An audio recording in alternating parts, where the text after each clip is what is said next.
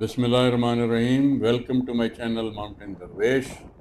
میرے سامعین، قارئین، حاضرین کو السلام علیکم، آداب، گڈ ڈے.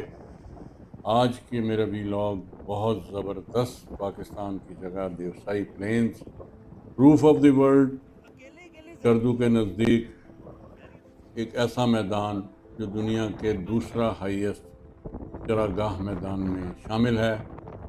اس کی ایوریج ایلیویشن 4,500 میٹر ہے، 14,764 فٹ ہے، اور ہائیسٹ پوائنٹ جو ہے وہ 4,572 میٹر، 15,000 فٹ، اور لوئسٹ پوائنٹ جو ہے وہ 3,500، اور ایریا اس کا جو ہے وہ 3,000 اسکوائر کلومیٹر، 1,158 اسکوائر مائلز، اور اس کی ٹیرن جو ہے وہ الپائن میڈوز، سٹریمز اور راکی آؤٹ کراپس ہیں. بیسٹ ٹائم ٹو وزٹ جو ہے جون ٹو سپٹمبر ہے، اور اس میں آپ اس وقت درویش ایگل کو دیکھ رہے ہیں. وہ اڑ رہا ہے بڑے پانی کے اوپر سے، اور بڑے پانی کے اوپر سے جس سے وہ ڈر رہا ہے، اس کو سمجھ نہیں آ رہی وہ یہ اتنے سارے سفید خیمے نما گلیمپس ہیں. وہ کہہ رہا ہے یہ کیا ہے، مجھے سمجھ نہیں آ رہی. یہاں تو پہلے جنگل ہوتا تھا اور یہ ساری چیزیں نہیں تھیں. یہی ایشوز ہیں جو میں اینڈ میں آپ سے ڈسکس بھی کروں گا. یہ بڑے پانی کا ایریا گولڈن ایگل جو ہے، درویش ایگل، بلکہ درویش ایگل اصل میں ہے ہی گولڈن ایگل. وہ آپ کو بڑے پانی کا ڈرون ویو دکھا رہا ہے اس وقت. درویش ڈرون، درویش ایگل جسے کہتے ہیں، پائلٹڈ بائی ڈرون پائلٹ باسط. تو یہ گیری بوائز کے ساتھ ہماری کولیبریشن کی تقریباً آخری سکردو ویلاگ ہے. تو اس میں دیوسائی کو وزٹ کرنے کا best time June to September ہے. یہاں پہ ٹیمپریچر جو ہیں وہ -20 centigrade to 20 centigrade ہوتا ہے، جو فیرن ہائٹ میں -4 ٹو 68 فیرن ہائٹ. اس کا ایکو سسٹمز بہت ڈیلیکیٹ ہے، اور اس میں الپائن میڈوز ہیں، سب الپائن فارسٹ ہیں، مونٹین فارسٹ ہیں، ریورائن ایکو سسٹمز ہیں، اور ویٹ لینڈز. اس کی وائلڈ لائف جو ہے وہ بھی بڑی زبردست طریقے سے ڈائیورس ہے، جس میں براؤن بھالو، براؤن بیئر اور ہمالین براؤن بیئر کا گھر ہے یہ، جو کہ انڈینجرڈ اسپیسیز ہے.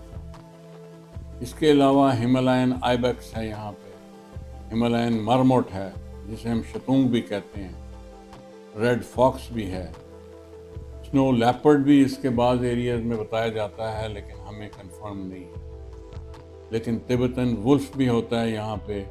اور اس کے پرندوں میں ہمالین گولڈن ایگل اور ایک اور پرندہ ہے جسے انگریزی میں لیمر گیگر کہتے ہیں.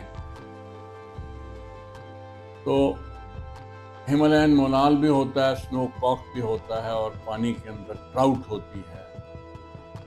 تو یہ دیوسائی پلینز جو ہے 1993 میں اسٹیبلش ہوا تھا ایز نیشنل پارک، جس کا مقصد تھا کہ ہمالین براؤن بیئر کو پروٹیکٹ کیا جائے. اس میں IUCN کیٹیگری 2 نیشنل پارک ہوا، پھر UNESCO world heritage site proposed ہوئی، جو ابھی تک حاصل نہیں کی جا سکی. خدا کرے کہ ہمارے ایفرٹ صحیح ڈائریکشن میں جائیں اور ہم اس کو ورلڈ ہیریٹیج سائٹ میں کنورٹ کر دیں. آپ دیکھ رہے ہیں کہ یہ ستمبر کے تیسرے ہفتے کا سما آپ کو میں دکھا رہا ہوں، اور یہ ڈیلیڈ ایکشن فوٹوگرافس ہیں.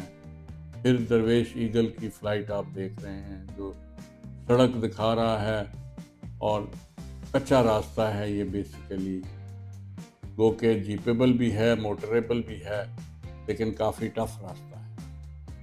اور اس میں بہت چیلنجز ہیں دیوسائی پلینز میں، جس میں ہیپیٹاٹ کی فریگمنٹیشن ہے، اوور گریزنگ ہے، پوچنگ ہے، کلائمیٹ چینج ہے، اور ہیومن بیئر کانفلکٹس بھی بہت زیادہ ہیں.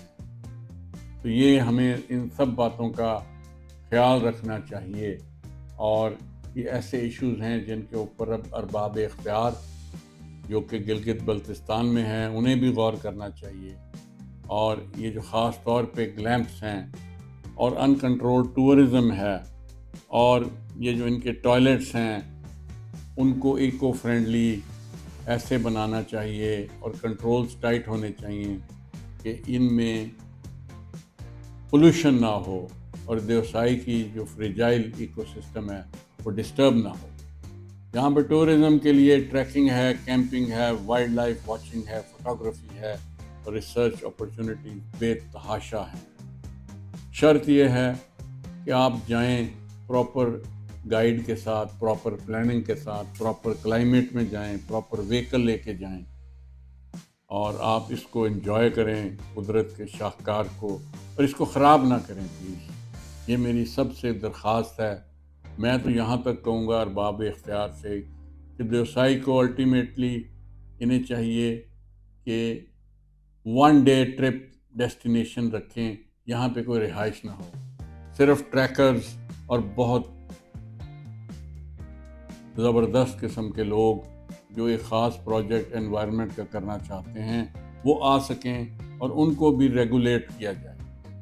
یہاں تک کہ دیوسائی کی جو ایکسیس ہے اس کو بھی پر ڈے ریگولیٹ کیا جائے کہ یہاں پہ غیر ضروری ٹورسٹ آ کے پولوشن نہ کریں۔